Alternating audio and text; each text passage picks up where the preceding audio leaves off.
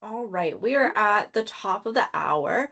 I'm going to go ahead and get started on time. I know I usually wait a few minutes until a few minutes, wow, past 11, but I'm going to go ahead and get started just because we have a rather large agenda today. So welcome to the Adaptive Cloud Community Call. If this is your first time joining, welcome. I think we've been doing this for about a year now at this point. But if it's your first time joining, this call is focused on the Adaptive Cloud community, product and service updates. So anything ranging from Azure Arc to Azure Local, Azure IoT, and AKS. We have a large range of presenters today that will go over the topics, and then we'll engage in a Q&A session at the end, where we'll basically open the floor up to you all to ask any questions that you might have for us or for any of the presenters. We have these calls the first Wednesday of every month. So, as a reminder, this call is a non-NDA. So feel free to publicly discuss or, anything that we're planning on talking about or anything that we're talking about today. Flipping to the next slide, I guess I went over that one, is our GitHub. This is a public repository, and here you can find all of our meeting and calendar invites, previous slide decks, meeting recordings. It's basically the one-stop shop for all of the resources around this call and any materials that you might want. So if you happened to miss our previous calls, feel free to check them out on our YouTube page. As I've said previously, this call is recorded. So, if you have any friends or colleagues that were interested in joining today but couldn't, no worries. It's going to be posted on YouTube. Generally within the next few days is when we'll post it. But yeah. We also have our LinkedIn group here as well.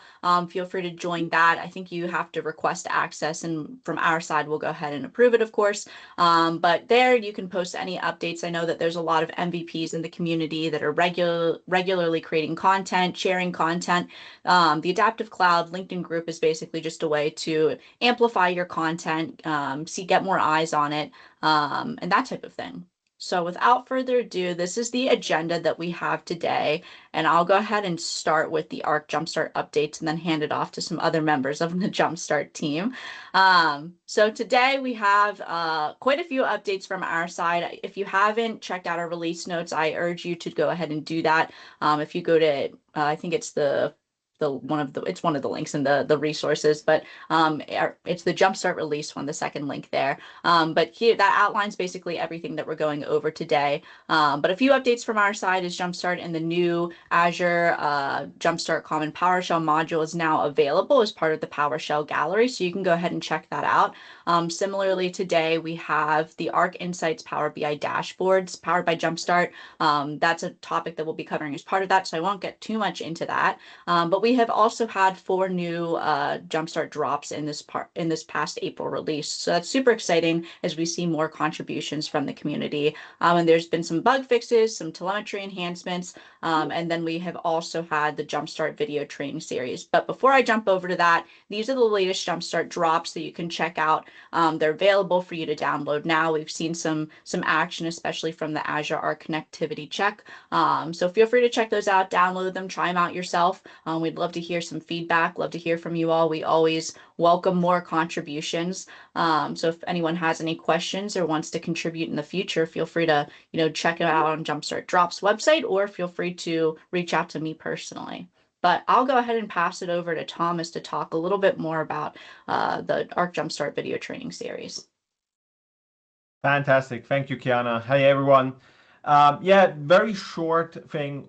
Something we announced, I think, like last week, is the Arc Jumpstart video series for training. So we obviously know and learned that you want to know more how to use the Azure Arc Jumpstart to try out Arc Jumpstart features, how to, for example, deploy certain Arc features, how to train hands-on experience with now Azure Local, for example, and Jumpstart really enables that, right? So with like sandboxes environments in Azure, and so we went through to explain all the different Arc Jumpstart solutions out there, and then also went into actually create guides on how you deploy them. So if you want to try out the whole Arc environment, you can, for example, use ArcBox and deploy a very large environment in Azure with a sandbox environment to try this out.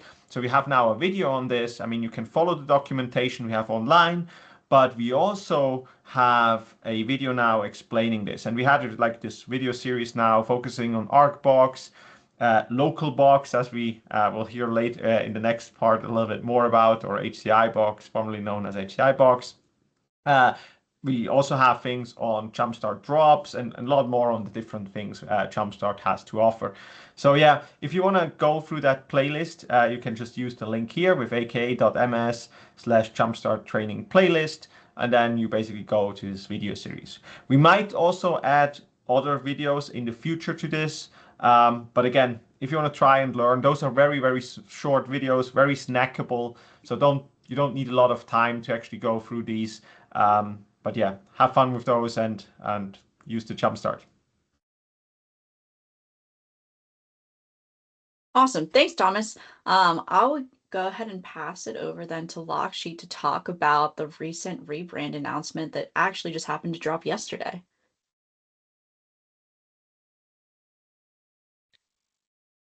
Can you hear me? Yep, can hear you. Yes. Oh, all right. Well, thanks, Kiana. Well, we're excited to announce that we're rebranding HCI Box as LocalBox going forward. Thomas already touched on it a little bit, but why did we do the rebrand?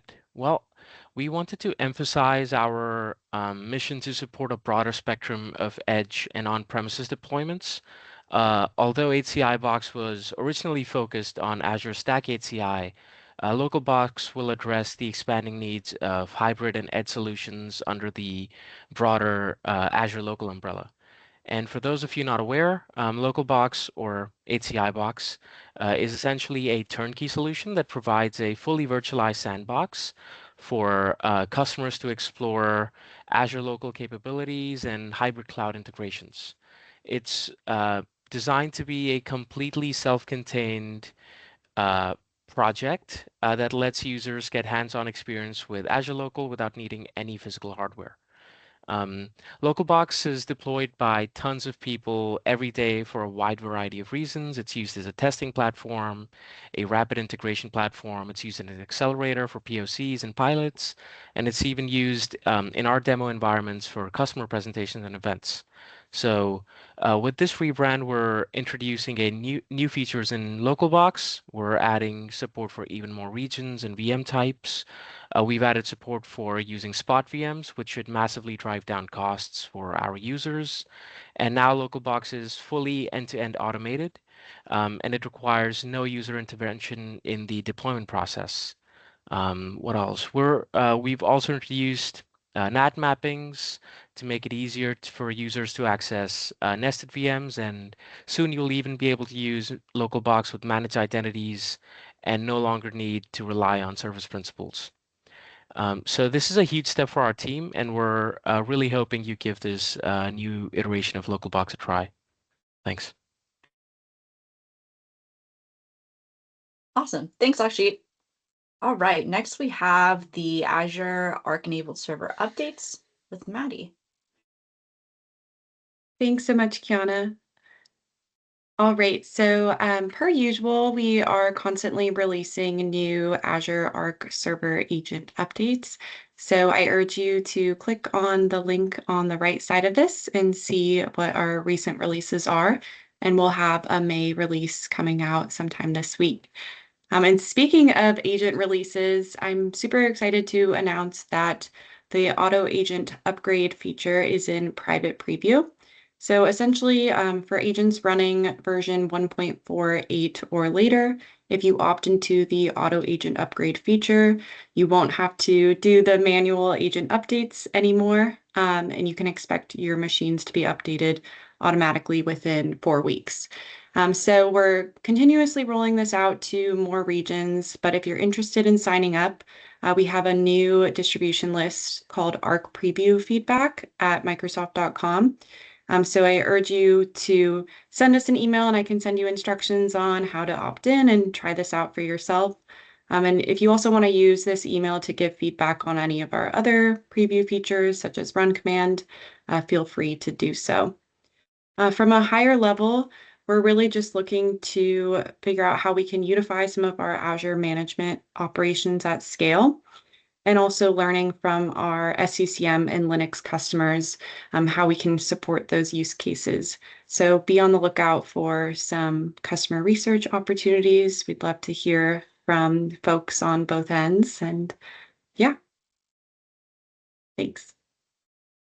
Thanks, Maddie. Next, we have JV to talk about, and Janka. I don't know if Janka is on as well, but Copilot updates in for Azure.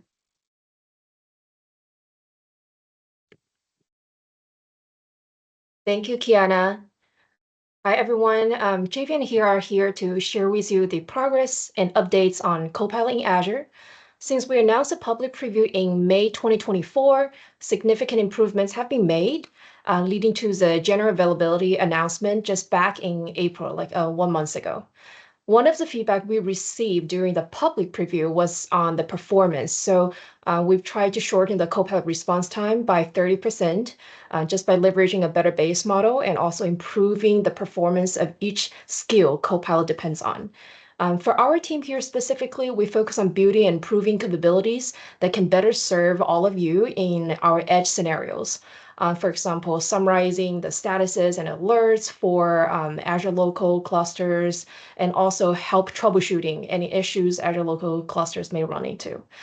So I know we're going to save all the Q&A towards the end, but if you have any feedback for Copilot, if there's any capability you wish Copilot can bring you to, please feel free to either contact me and JV directly, or we also have our PM's contact information email over here. And with that, I'm going to hand it over to JV to talk more about our availability, compliance, and more capabilities that you may want to become familiar with. Yeah, thank you, Janka. So if you've worked with Copilot in Azure, you've likely encountered some of its most impactful features. So we can just highlight a few in this call today. So first one is a document query on Adaptive Cloud Services. This allows users to quickly and efficiently search through documentation related to Adaptive Cloud, making it easier to find relevant insights. The next is the resource query enhancement. The integration of the ARG generator and runner has significantly streamlined how we query resources, improving both speed and accuracy. Next is the summarization features. We now offer comprehensive summaries for Azure Local, Arc-enabled servers, and Arc-enabled Kubernetes, helping teams stay informed at a glance. Last but not the least, alert and observability queries. Those capabilities have been enhanced to provide more actionable insights into system alerts and observability metrics. With the GA release, we've also introduced several powerful new features. First one is authoring Terraform configurations. By using this, users can now write and manage Terraform configuration directly within the platform. No need to switch tools. The next is Arc-enabled server extension troubleshooting. We've added new tools specifically designed to help troubleshoot issues with Arc-enabled server extensions, reducing downtime and simplifying diagnostics. Right. So that's all the capabilities and new features wanted to highlight in this today's call. Thanks, JV. Super exciting updates. I know everyone's super excited about AI. I feel like most people can't get enough of AI. So if you have any feedback for JV and Janka, feel free to message it in the chat. Feel free to post your question in the Q&A in the time being. But I will go ahead and move over to Mark to talk about the most recent Jumpstart drop contribution that he made. Thanks, Kiana. And let me just take over the presentation. Hopefully that's a seamless link. And I'll turn on my camera just to prove I'm not an AI agent. So really great to connect with everyone this afternoon, and just wanted to share an update on some new Power BI Arc Insight dashboards powered by the Jumpstart team. So I work as one of the core maintainers of the Jumpstart program, and we've got a really exciting release to talk to you about in terms of how this can help customers like yourselves or partners that you work with gain real insights from the information and the inventory of Arc that's available to all customers. So diving in, and I'll give you a bit of a demonstration of the dashboard as well, but just to kind of cover off why we think these dashboards are really, really impactful and how they can really, really help your customers. So it's first and foremost, it's a template for you to download and you can start to use with your Arc environment and Arc connected servers. And it tries to build you that single pane of glass across all of your virtual servers, whether they're Azure native or Arc connected. And it's a new way of just pulling in the data that we can already do with Azure dashboards. But what we were finding was that there was this need sometimes to give users like yourselves an experience outside of the Azure portal. Could be that you want to share this information with other key stakeholders within your organization, but you don't want to give those people access to your Azure portal. And Power BI becomes a really great way of being able to do that. Next to that, we get because you're in Power BI, we get the ability to join that data. So we can join it with other bits of information across our enterprise. So these templates are just a kind of start to get you going. But on top of that, what they can do is be joined up with like ticketing system or monitoring systems or other systems within your enterprise or external. So you can start to augment this data. This is just a start. And you can start to build insights that use Arc, but also need to be joined up with other bits of information across the organization. And it's a free template to really highlight the value of the Arc inventory to start with, and also offer some real kind of benefits as well to customers who want to use this. Now I've dropped in the link there and we'll share the link after in terms of where you go, but within the Arc Jumpstart drops is one of the latest releases that you'll see that's available on there as well, and you can download it from there. But why did I really want to create this dashboard? If I took a step back and I've been working with quite a lot of customers, and one thing that I was finding with all of those customers was there was still lots of legacy as we were connecting all of their servers. We were finding still lots of legacy or soon to be legacy servers for Windows and for SQL Server within their environments. And this got me kind of asking the questions of why do customers have so many legacy servers still? And actually, part of the problem, I think, goes to observability. Who is looking at this information? What kind of decisions are being made about how do we keep our fleet management and Windows and SQL servers up to date and current, and avoid the costs of, unfortunately, of extended support updates, or ESUs for sure. Now, I'm a big fan of the 1980s, if you could tell in the background, lots of Lego to that ilk, but I'm a big fan of the Karate Kid series. And one thing that Miyagi-san kind of stood up and said in Karate Kid 2 was the best block to a punch was not to be there.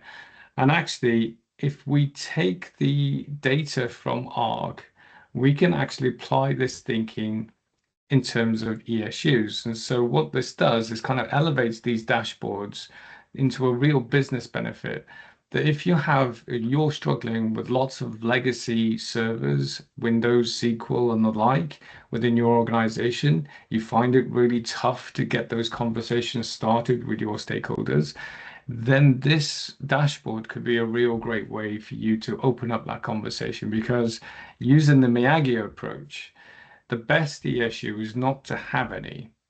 And by that, we mean if we can have early enough sight of what is coming in terms of ESUs, so thinking about Windows and SQL Server 2016, we have the chance in the period of time before that lands to do something about it with our organizations. And that's why the dashboards originally came about. Now, when you first go to the Jumpstart drop, just to give you a bit of demo, this is what it kind of looked like. It's really, really small, but if you go to the Jumpstart drops, you can clone this. And effectively, what you have included in the drop is a Power BI template, which you are going to download. Now, the first time that you load the Power BI template, it's going to ask you to make a connection to your resource graph. And that is going to look like, if I click the right one, apologies for that. I've got the data source settings. It's going to ask you to make this connection to connect this Power BI template effectively with your resource graph. And it's going to look like this. And effectively, that is what connects the Power BI report to resource graph. And resource graph connects or contains all the information about all the resources that live within your Azure tenant. And that includes things like our connected servers and our connected SQL servers on top of that. So this connection will need to be something that has an identity that has read access to your resource graph. So you need to set that up first and foremost. But once you've done that and you input those credentials here, that will authorize this report to go and work against your resource graph, and effectively all of this will be refreshed. So this then will become your dashboard with your information on it. So at the moment, you're looking at my dashboard. It's connected to my Azure resource graph, my example tenant. But when you connect it to yours, this will refresh and all of these servers will update and everything in the report will refresh. So it's reflective of all of the servers that you are connected. Now, therein lies one of the kind of core elements of this dashboard. It's only going to be as good as the number of servers that you've got are connected. So if you're out there and you want to get a complete view of everything that you've got, then the recommendation would be to go and connect all of your servers as much as possible, and then you'll get this complete view of everything that you would want to see. Now, like I said, this is a template. It is a starter for 10. But what I've got in here is a bunch of filters at the top, so standard filters. And once you've got this connected up, then you can start to see information about that kind of single pane of glass. So you've got a few KPI cards at the top and then more detail as you step down through most of these dashboards.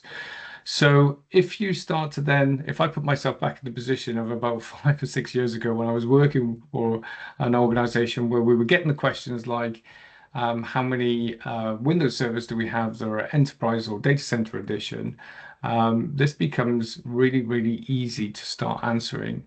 And again, because this is Power BI, we can share this information across our enterprise and we can give access to users that we don't want access into the technical side of Arc and making changes and putting on those risks. This is the nice, safe, read-only view of our Arc connected estate.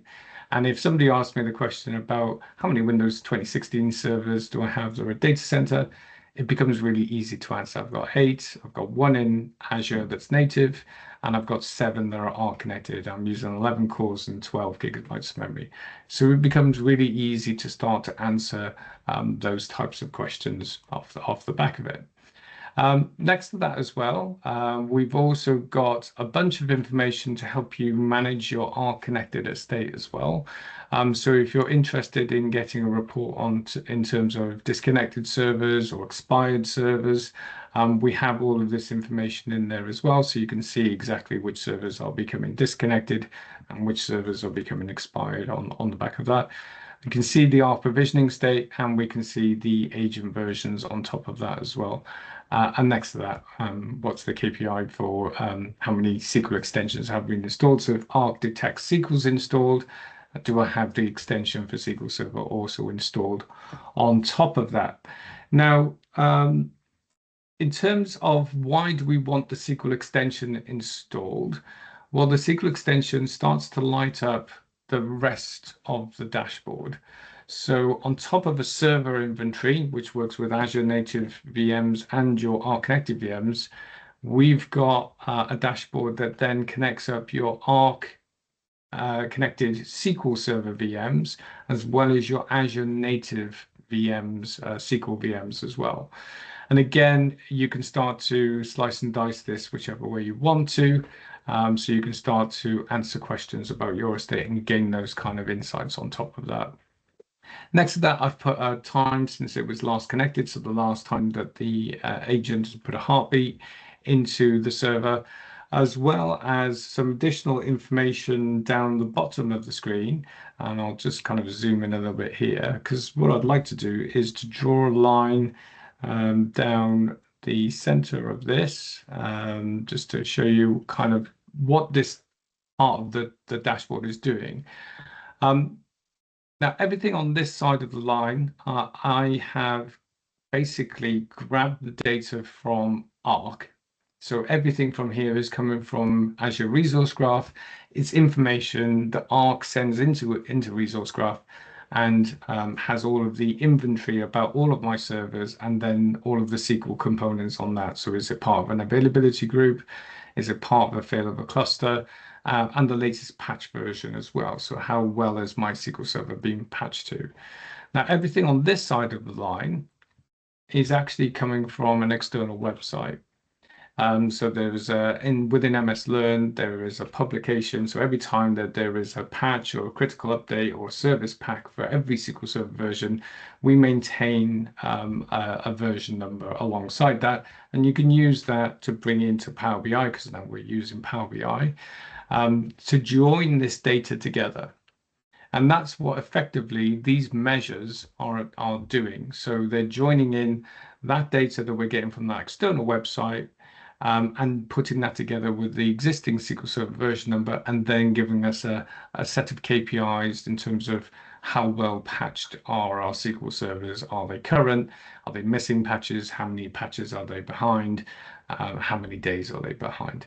So it's just an example, a good use case. There's other ways you could do this through Azure Update Manager and the like. But it's just an example of just showing how you could connect this data, because now we're in Power BI, with other parts of information external to your organization or internal to your organization. You could get the weather data if you so wanted, or geolocation maps. You could, the sky's the limit with this thing, but just wanted to show how powerful this becomes when you join up this very, very detailed inventory that we get from Arc alongside the other data that we can put our hands on across the enterprise. Next to this as well, we've got our SQL Server database inventory. So this is now going that step down into what databases do we have on that connected infrastructure. So whether it's in Arc or whether it's in virtual machines in Azure. And again, if you've got a DBA team that really wants to geek out in this, they can. But you can start to zoom into things like security. So are all my databases being backed up in a full recovery model? So I've got point-in-time restores. I can look at my collations. So if you're thinking about trying to standardize collations with your SQL servers across your enterprise, this is a really great viewpoint on how to do that, whether all your databases are online. And next to that as well, then all of the spaces in terms of the space in use and the space on disk in terms of all of your databases as well. And you can filter system databases or just have system databases or users. You can filter those as you like. I've just kept it to user databases for now. And then we've got all of the information that gets grabbed about the configuration of each database. So things like auto shrink, auto close. And interestingly enough, I was working with a customer a few days ago and we realized straight away these were all set to 1 on a couple of their servers. And it just been a legacy SQL Server that had been upgraded through the years, and the way that we used to do things isn't quite the way we want to do things today. But they'd missed this because it just become part of a standard upgrade process. And what they were finding was that they had bigger and bigger bits of tin on premise to try and cope with the misconfiguration of things like auto close on their SQL Server database. So just by identifying that, identifying that setting, just by having it visually in front of us, they were able to then make that change and probably shrinking those VMs on premise considerably, which were there to compensate for this misconfiguration. So just a really great way to kind of visualize that as well. The last dashboard that this includes is the one that I kind of is the Miyagi picture, which is that kind of wouldn't no more ESUs be a better way instead of running the risk of extended support or being out of support in terms of especially of our Windows and SQL Server versions. And so what this dashboard does is, again, it brings the inventory that we get from our connected servers and then starts to look at which of those servers are currently in ESU. So, for example, Windows Server 2012, or soon to be in ESUs. So it's not quite happened yet, but they will be in the future. So Windows Server ESUs, they start in January of 27. SQL Server extended support for 2016 starts in July of 26. So just over a year for SQL that's remaining in time. For Windows Server, about 16, 17 months.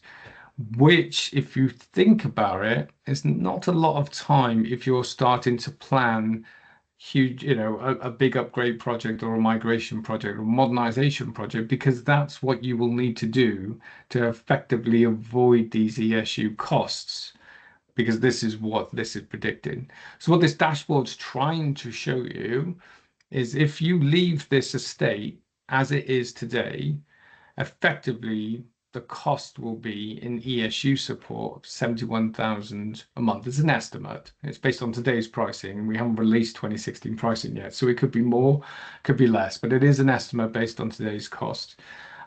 This is predicted what it will look like. And if you don't want to pay those costs, then planning needs to happen now to effectively move all of these servers, modernize them, move them into Azure, and make use of being more modern.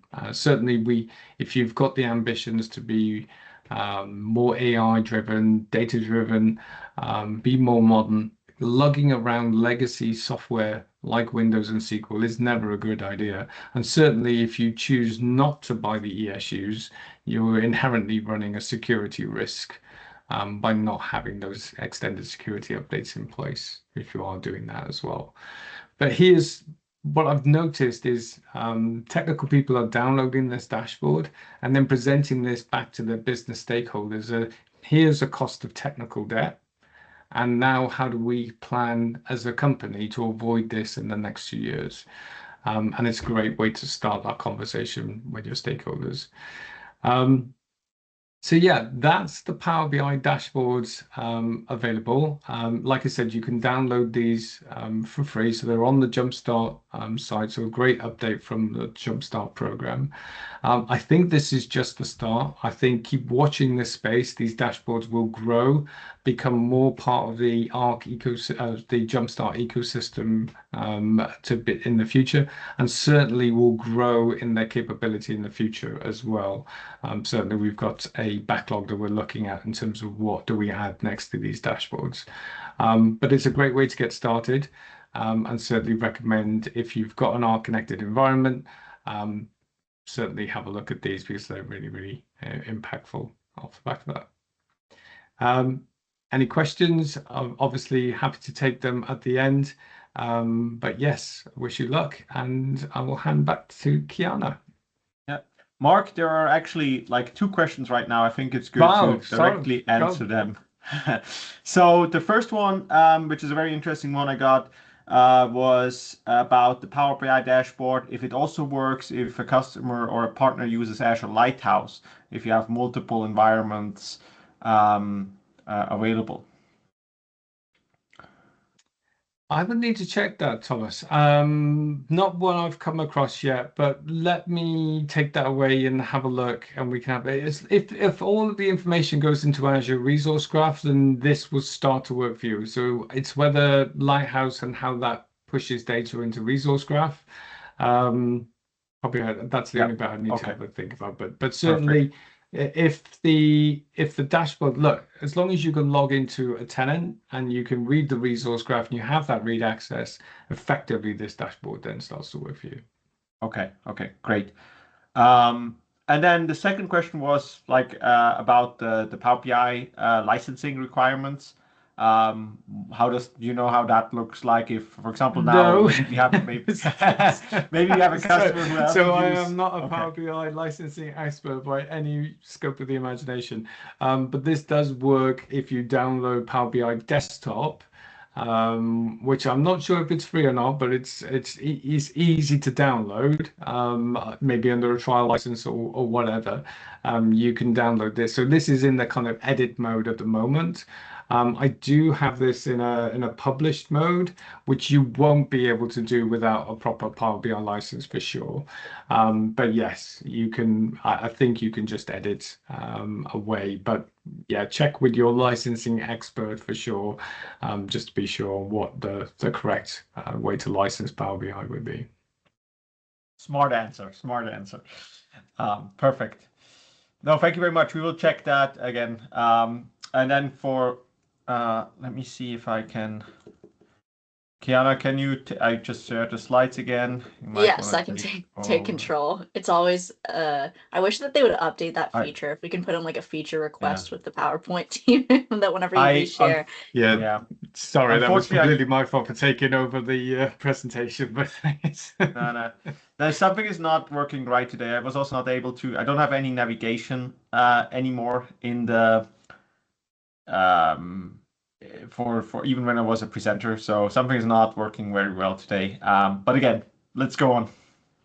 No Thank you very worries. much, Mike and Mark. Yes, thank you, Mark. Now we have Mike here to talk about Contoso Motors V2 updates. So Mike. Yeah, thanks for having me. So my name is Mike Rhodes. I'm a cloud solution architect. I work with manufacturing customers in the US, and I'm also a core maintainer on the Azure Arc Jumpstart team. So the updates that I'll talk about with Contoso Motors, there's a children's book called If You Give a Mouse a Cookie. And this and the updates to it really resemble that story where Mouse asks for a cookie, then he asks for a glass of milk, then he asks for a straw. If you have kids, great story, recommend it. But this originally came about because we had released the Contoso Motors scenario back in May of 2024. And at the time, it was using a preview version of Azure IoT Operations. And so as time went on, eventually Azure IoT Operations became generally available. And so we had looked at updating the scenario to make sure that we were using the GA version of Azure IoT Operations. While poking around, it made sense to make some changes to the composition of the resources in the scenario. So there's a link here in the slides. If you have any interest in playing with things like computer vision, looking at something from an OT or operational technology persona, doing inferencing, flow from edge to cloud, this is a great scenario that provides a lot of ready-made tools that you can use and experience. But some of the underlying changes beyond using the generally available version of Azure IoT Operations was to change. So we had been using AKS Edge Essentials for the Kubernetes clusters, and we changed this to use K3S. So in November, we had released a scenario called Contoso Hypermarket. And so now those two scenarios both use K3S for the Kubernetes cluster. So I think that's something, certainly from like a real world perspective of customer use and things that are easy to deploy, K3S makes a lot of sense for that. And then there's some plumbing that was changed along the way. And so as part of the scenario, we have different services that we expose on the Kubernetes clusters. And so we had been using for the hypermarket scenario, had been using KubeVip. So in this case, we changed to use Traffic, which there's a lot of ease in using Traffic instead of KubeVip, especially for this scenario. Just it's already out of the box with K3S and was really easy to implement. And across all of these changes, we were able to reduce the average cost per month by about $500. And along the way, kind of in the spirit of while we're making changes, there were some small and subtle changes to the Helm charts and container images that were used as part of this. So the basics of the scenario are unchanged, but some of that underlying technology and the image has been revved, and all of those are coming from the Microsoft Container Registry.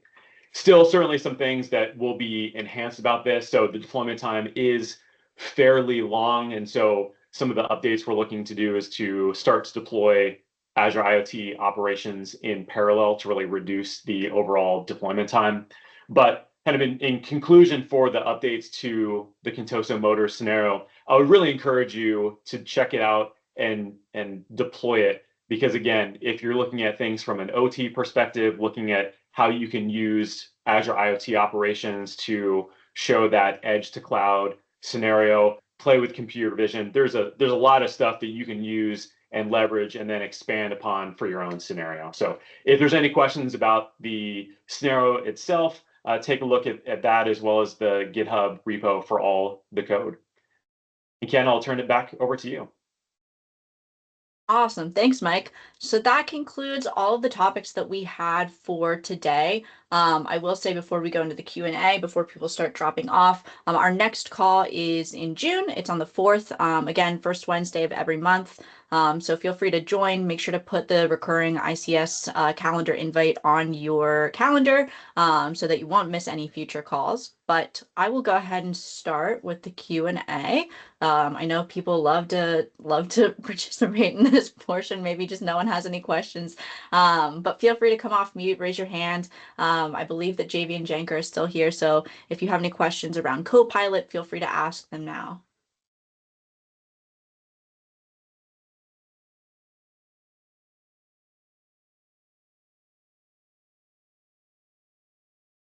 If there are not any questions, we can always close out the chat, but I always like to give a few minutes for folks that are thinking of questions that they might want to ask. Don't be shy. If you think of something later, no worries. You should join. If you aren't already part of the Adaptive Cloud community team, feel free to join that through our GitHub. Again, it's the public repository. It's linked here in the slide deck. Let me go back to that actually so that people can grab the link if they want. But if you don't have access to the chat for some reason or don't have access to the Q&A, it's likely because you are not a member yet of this Teams channel.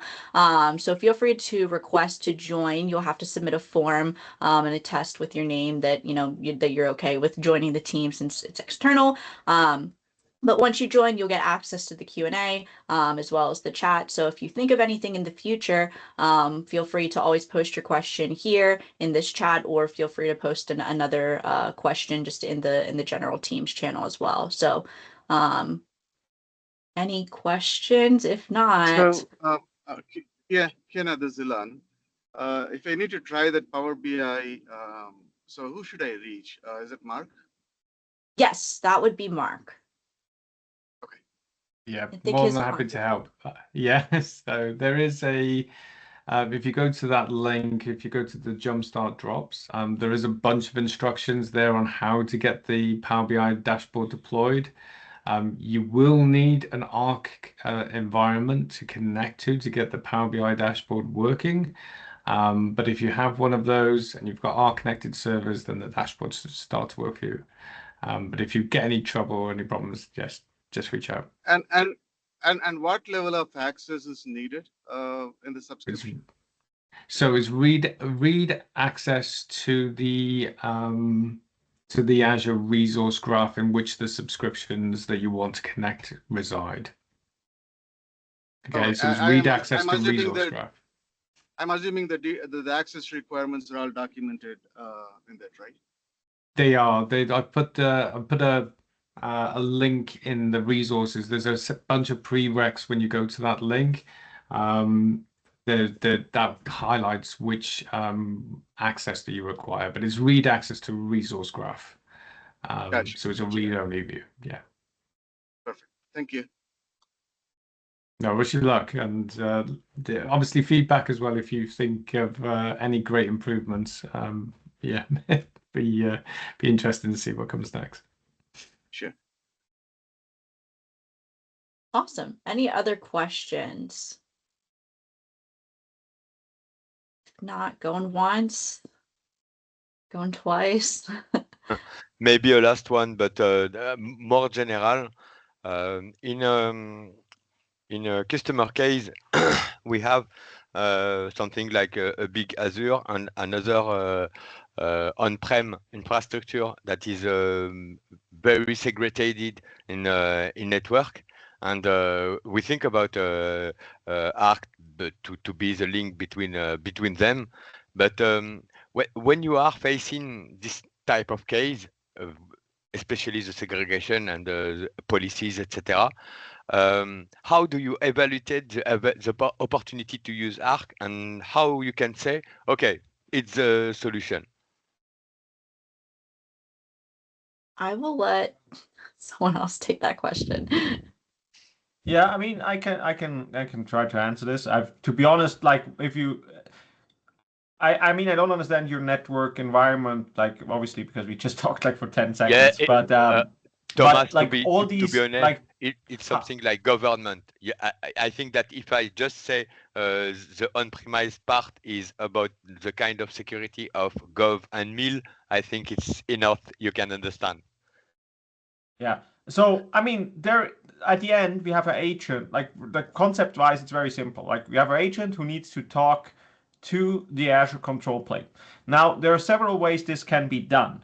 There's the direct connection going out on port 443 directly from the servers or from the resource specifically to the Azure control plane for certain URLs which need to be whitelisted. That's the default public connection. If you have any limitations on that, we also support a transparent proxy connection. We also support private link over ExpressRoute or VPN, side-to-side VPN.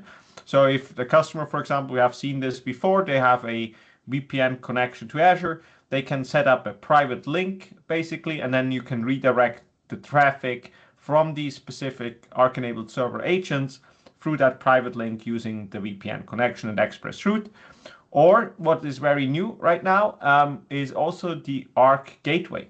And that one allows you basically to have a centralized gateway so that all the Arc agents basically internally or on-prem connect through that gateway. And obviously you can have multiples of these gateways, like in each of the networks one, for example, depending on the needs.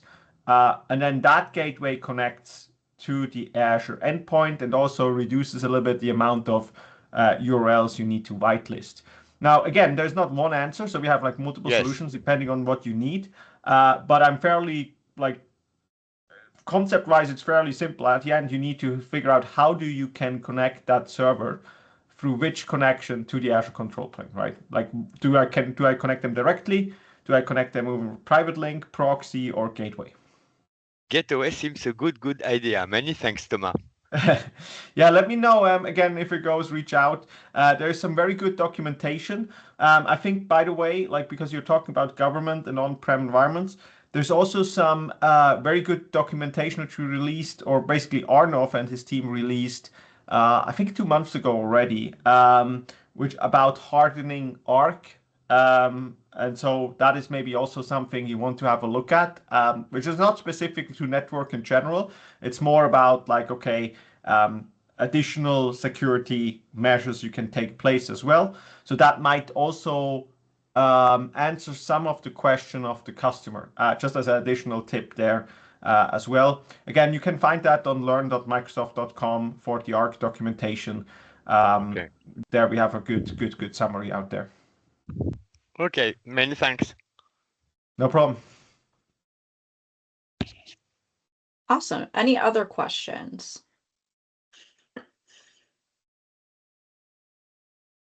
Going once, going twice. Alrighty. So thanks everyone for joining today. Like I said, if you haven't already, please join our team so you can get the latest updates in the chat. You can access all the recordings and the calendar invites and whatnot. We're always looking for feedback. So if you have any topics that you would like to see covered in the future, feel free to submit that form. We're always taking a look. We always try to find the right individuals to come in to see if they can present on that topic. So always open to hearing your thoughts. But thank you everyone for joining today, and we will see you back in June. Many thanks. Good night. Bye bye. Thank you very much. Have a nice time. Bye bye.